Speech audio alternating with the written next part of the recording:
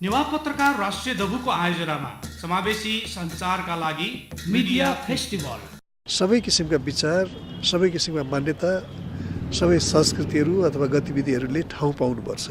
कसैलाई पनि निषेध नगर्ने खालको सञ्चार माध्यम र मान्यतालाई संस्थागत रूप दिन यो सेमिनारले एउटा भूमिका खेलोस् भन्ने म शुभकामना दिन चाहन्छु। धन्यवाद।